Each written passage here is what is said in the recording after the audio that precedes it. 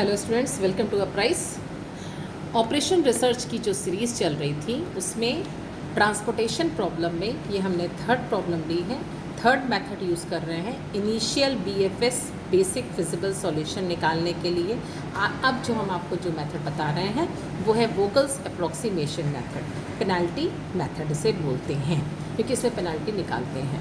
ठीक है, तो इसमें प्रॉब्लम वही है, डेस्टिनेशन है, 4 डेस्टिनेशन है, 3 ओरिजिन है। ओरिजिन में प्रोडक्ट बनता है, डेस्टिनेशन में जाता है, डिमांड होती है, सप्लाई होती है।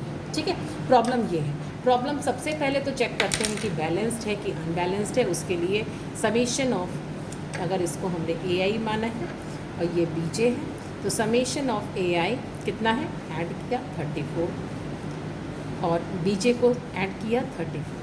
तो प्रॉब्लम इसका मतलब आपकी क्या है, बैलेंस प्रॉब्लम। ओके, प्रॉब्लम है हमारी बैलेंस। प्रॉब्लम बैलेंस है तो हम आगे बढ़ सकते हैं। अनबैलेंस अभी हमने आपको बताया नहीं है केस, तो बैलेंस की प्रॉब्लम ही हम कर रहे हैं।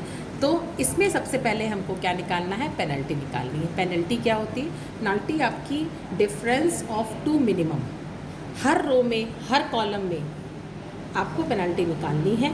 यहाँ हमने कुछ कॉलम्स, कुछ इसकी लाइंस बढ़ा दी हैं पेनल्टी के लिए। तो डिफरेंस ऑफ 2 मिनिमम निकालते हैं, मतलब कि जो आपकी मैट्रिक्स है, not in supply not in demand, जो आपकी मैट्रिक्स है उसमें जो पेनल्टी है उसका, उसमें 2 मिनिमम मतलब फर्स्ट मिनिमम और नेक्स्ट मिनिमम। 10 पहली मिनिमम है, उसके बाद 19 है, दोनों का डिफरेंस कितना आया, 9। ये हम P1 निकाल रहे हैं। ठीक है, फिर ये है आपका 30 40, जल्दी जल्दी माइनस करते जाइए। 30 40 मतलब ये हो गया आपका 10, फिर ये हो गया आपका 8 और 20 12, फिर इसमें निकाल दीजिए ये P1 डैश। 19 और 40 में ये आपका 21 आ जाएगा, 8 और 30 में 22 आ जाएगा, फिर 10। ठीक है, ये पेनल्टी निकल गई। अब आपको नेक्स्ट क्या करना है, पेनल्टी निकलने के बाद चूज़ मैक्सिमम पेनल्टी। ठीक है, मैक्सिमम पेनल्टी को चूज़ करिए। तो कौन सी है मैक्सिमम, ईच रो और कॉलम में 22 मैक्सिमम है। तो आप किस में इंटर करोगे, इस वाले कॉलम में। ठीक है, इसमें जब इंटर करोगे तो इसमें मिनिमम एलिमेंट ढूंढिए, क्योंकि हम जब भी ट्रांसपोर्टेशन प्रॉब्लम करते हैं तो जो आंसर आता है वो मल्टीप्लिकेशन का आता है CIJ और AIJ में।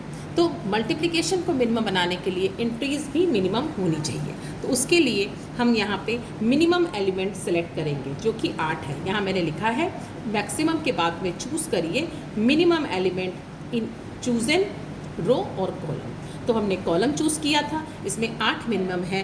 तो अब 8 देखिए यहाँ पे लिखा हुआ है, डिमांड 8 की है, सप्लाई आपकी 18 की है। 18 की सप्लाई है, डिमांड 8 की है, तो यहाँ पे आ जाएगा 8 आ जाएगा। ठीक है, तो जब आपका ये 8 आ गया तो आप किसको कट करोगे, आप D2 को कट कर दोगे। ठीक, 8 का 8 हो गई है सप्लाई, तो आपकी बची कितनी है, 10 आइटम। ठीक, चलिए अब जो बचे हुए हैं उनमें फिर पेनल्टी निकालिए। तो P2 निकालिए। P2 क्या होगा, 10 और 9 अगेन 9 होगा, और ये क्या होगा, 40 और 60 20 होगा, देन 20 होगा। इसमें देखिए तो इसमें P2 डैश सेम 21, यहाँ कुछ नहीं, यहाँ 10, यहाँ 10। अगेन आपकी जो पेनल्टी मैक्सिमम है वो है 21 है। तो इस वाले कॉलम में आ जाइए। इस वाले कॉलम में आएंगे तो आप मिनिमम जब देखेंगे तो यहाँ 19 लिखा है, 5 की डिमांड है, 9 की सप्लाई है, तो यहाँ पे क्या आ जाएगा, 5। तो 5 का काम ख़त्म हो गया, तो कैंसिल हो गया, और यहाँ पे बच गया 2। ओके, अब क्या करना है, अगेन पेनल्टी। ठीक, ये आ जाएगा 40, ये आ जाएगा 20, ये आ जाएगा 50। ठीक, ये इसमें डैश P3 डैश, यहाँ कुछ नहीं, यहाँ पे कितना, वही 10 वही 10।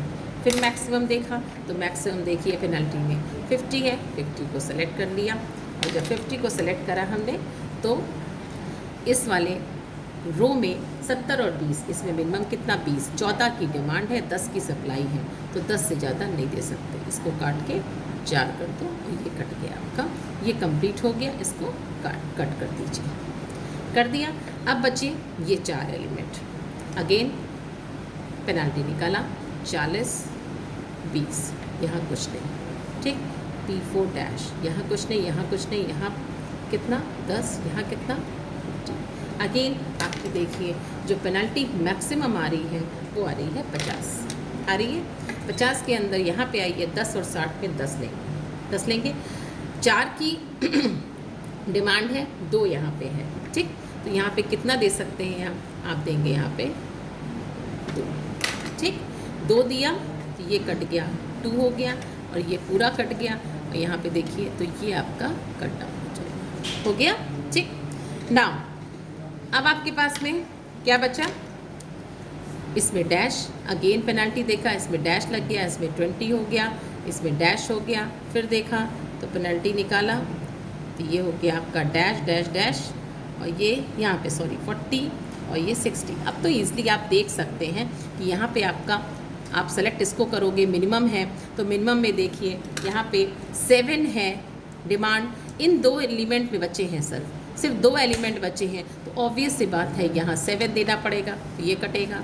यहाँ पे जब 7 दिया तो 2 यहाँ डिमांड सप्लाई में बच रहा है और 2 डिमांड में भी बच रहा है तो 2 होगा, ऑब्वियस सी बात है, ठीक है। तो यहाँ देखिए आपकी सारी एलोकेशंस हो गई, 19 के साथ में 5 लिखा है, 40 के साथ में 7, 10 के साथ में 2, 60 के साथ में 2, 20 के साथ में 10, 8 के साथ में 8, ये हमारी एलोकेशंस हो गई, ठीक। अब क्या नेक्स्ट स्टेप आपको करना है, यस, तो जो हमने एलोकेशंस अभी लास्ट में निकाली है उसको हमने अलग से टेबल बना के इनके CIJ के साथ में AIJ लिख दिया, ठीक है। ये है हमारा इनिशियल बेसिक फिजिबल सॉल्यूशन। ये हम इसकी ट्रांसपोर्टेशन कॉस्ट को तभी कैलकुलेट कर सकते हैं जब हम प्रॉब्लम को देखेंगे कि नॉन डिजनरेट है कि नहीं है। m+n-1, m क्या होता है, नंबर ऑफ रो, n क्या है, नंबर ऑफ कॉलम।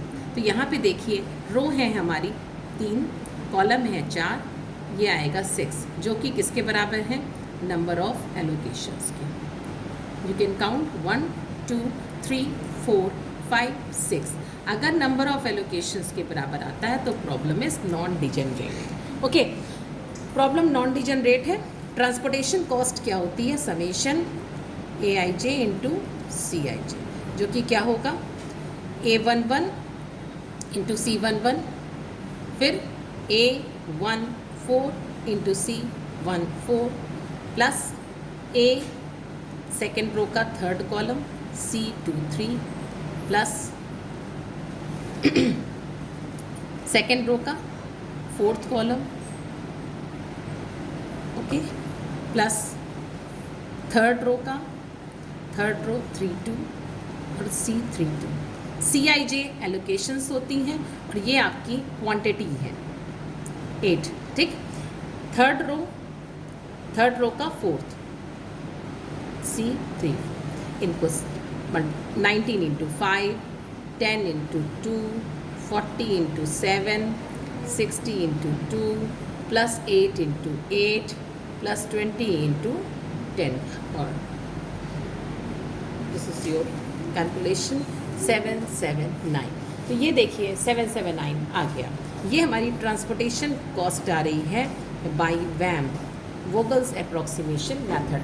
अब अगर आप मेरे पीछे के दोनों वीडियो आप अगर देखें तो आपको दिखेगा क्या कि जो हमारी मैट्रिक्स मिनिमा से निकली थी वो कॉस्ट थी एक मैट्रिक्स मिनिमा से 814 थी, और जो हमारी इसके पहले वाले मेथड से मीन्स फर्स्ट मेथड से निकली उसकी कॉस्ट थी कितनी 1015, ठीक।